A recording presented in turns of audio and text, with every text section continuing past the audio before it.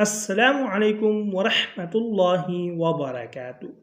مومن کی مثال اور بدکار کی مثال۔ رسول اللہ صلی اللہ علیہ وآلہ وسلم نے فرمایا، مومن کی مثال پودے کی پہلی نکلی ہوئی ہری شاخ جیسی ہے۔ جب بھی ہوا چلتی ہے اسے جھکا دیتی ہے، پھر وہ سیدھا ہو کر مصیبت برداشت کرنے میں کامیاب ہو جاتا ہے۔